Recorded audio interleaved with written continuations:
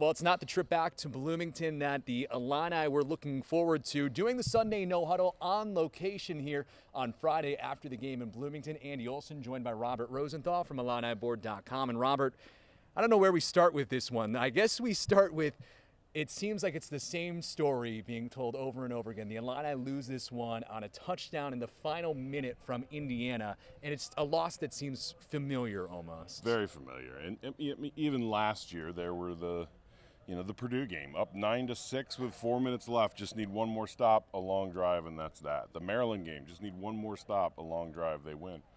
So it's those last 3 minutes. It's 57 minutes of good football, and then 3 minutes where it falls apart, and it's it's an alarming pattern. But it goes back further than just the last 2 years. This is all Illini fans know this feeling of like, just one play, just this one moment, just if that touchdown would have counted.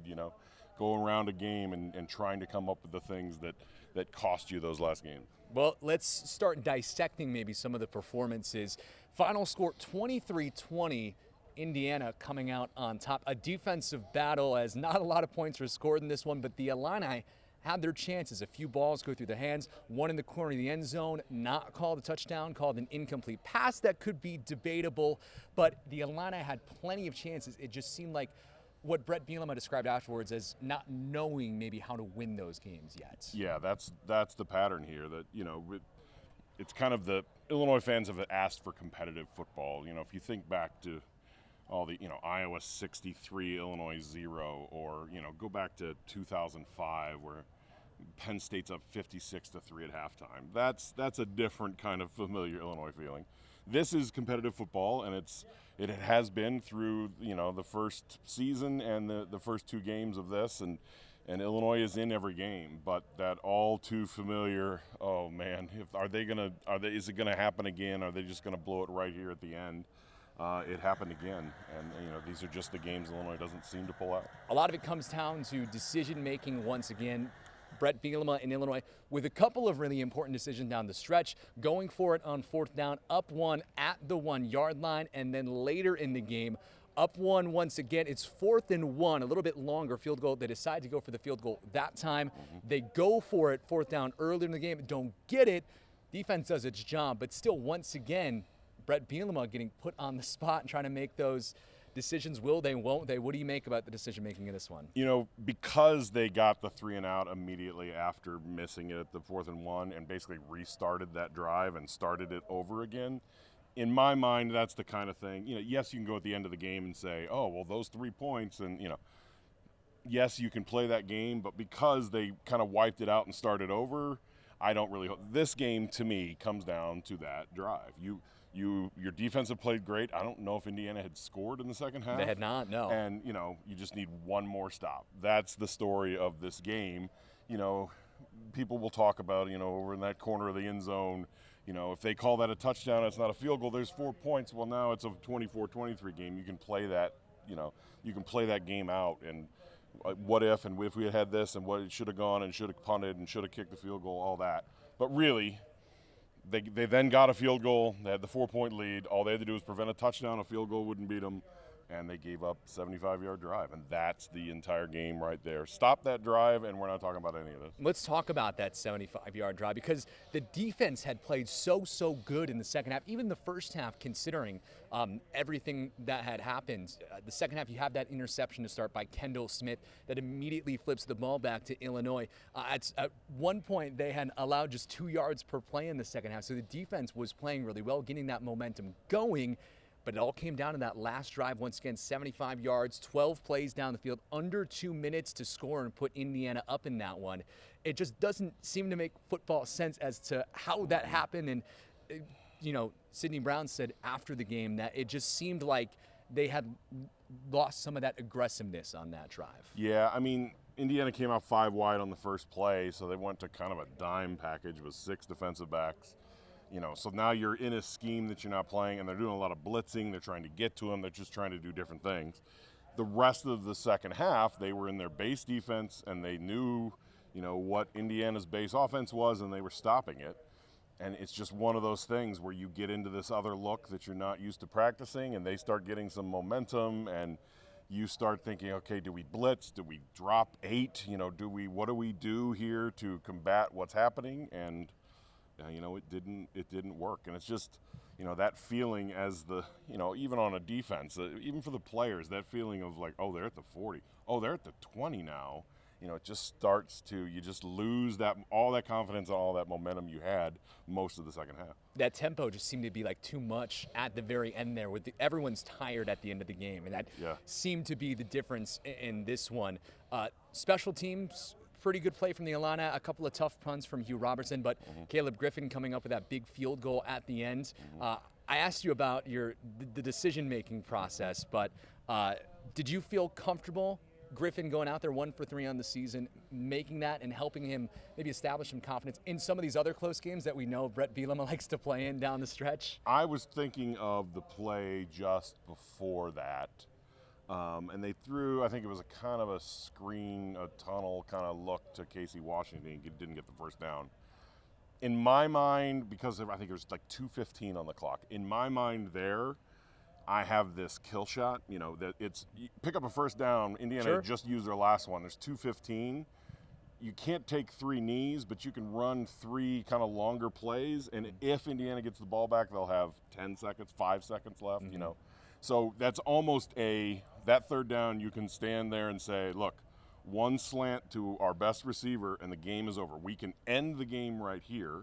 And they weren't able to do it. So that's where I look at it. I don't even really think much to the field goal or anything else. I think to that third down play of you have one chance here to pick up that first down and this game is over. You've won the game. They can't come back, and they weren't able to pick it up, and that's that. What'd you make of the offensive line play today with Julian Pearl?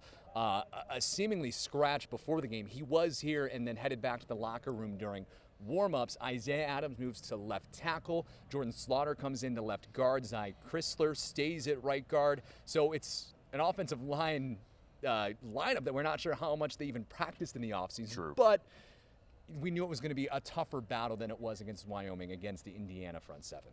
Yeah, I mean, Brett Bielema has mentioned how he feels like they have 6 offensive line starters. That he's played Jordan Slaughter a lot this year. They've rotated him in with the guards.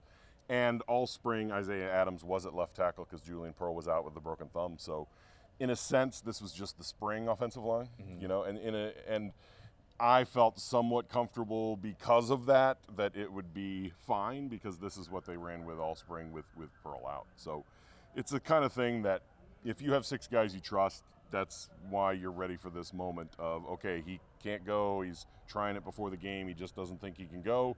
We've still got 5 of the guys we trust. You lose one more, then you're going to a freshman or you're going to somebody that you haven't played much. But, given that it was just one guy and given that they've used 6 starters, I think, they felt pretty confident going into that. Tom DeVito, game 2, what is the confidence level with him after 2 games in charge of the Illini offense? I mean, I thought it was pretty good. I mean, 23 seconds left and he hits that first 25-yard play to Isaiah Williams or whatever, you're having this thought of, like, is he about to have a moment? If they hit that slant on the next play, they're at the 30 with 2 timeouts ready in field goal range to win it. So, it was very close. He was good. His feet were impressive, I think. This is the first Illinois fans have been able to see him run. That first down pickup where he got the edge and was able to get to the sticks was really impressive. Again, just one play short here and one play short there, and that drive stalled and they couldn't get into field goal range with a chance to win it, and that was that. Chase Brown, unreal again. I asked you last week about his prospects of playing on Sunday, and he just seems to keep keeping the hype going. But Josh McCray missing in this one with the injury he sustained against Wyoming, and it seemed like they could have used him for a few plays in there. I can think of one play of 4th and goal from the 1 where they really wish they would have had Josh McCray.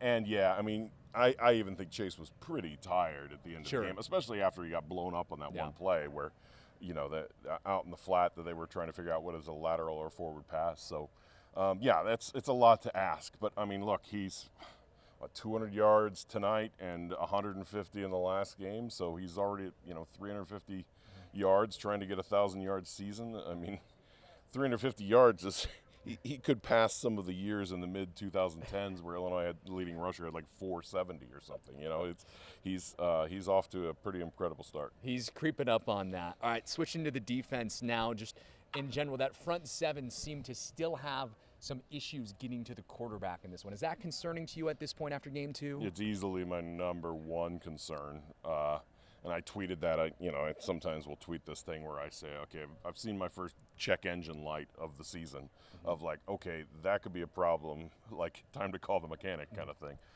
And getting to the quarterback, the first sack of the season came there, I think either third or fourth quarter. Yeah, Johnny Newton. Yeah, Johnny Newton. Like, when you've gone a game and a half and you haven't even gotten to the quarterback once, I mean, there were some games last year with 6-7 sacks, or even if you're looking at tackles for loss and getting into the backfield and that type of thing. So it's a big kind of deal of, if opposing quarterbacks have time to just stand and throw, you're going to see drives like this last one. All right, a long week now heading into Virginia next Saturday. How do you set expectations for that one? How do you, think about what could even possibly happen in that one? It just seems like this game derailed almost expectations for the Illini this season. It's almost, you don't know where it's going to go from here. Yeah, I mean, my thought is with the fan who was considering Virginia tickets kind of thing. Mm-hmm. You roll out of here with a win and, 2-0, a 3 o'clock game, we can tailgate all day. There could have been some real, ticket sale momentum or program momentum. You're looking at possibly going 3-0. To be 1-1 and to have a loss that makes that casual fan say, that's the Illinois football I know, that's just really hard. I mean, again, we're talking in these narratives of, what it is. It's at the end of the day, I look at football where sometimes you can just mix the score. If that drive had happened mid-third quarter and Illinois just failed to get another field goal and that was the end of the game, it doesn't feel as bad to the fans. But when you do have this, touchdown with 30 seconds left or 23 seconds or whatever, it's going to deflate the fan base that's going to say, hey, that's the typical football that I've been seeing, and, I'll get back involved when things change. Yeah, well, it will be interesting to see where the Illini go from here. Another roller coaster season, the highs of week 0, the lows here of week 1, 0-1 in Big Ten play, 1-1 on the season with Virginia coming to town next Saturday. Robert, thanks so much. You can check his stuff out at IlliniBoard.com, at Illini on Twitter. Robert, thanks for joining us once again. You got it. I think I'm going to go to sleep now. Middle of the night.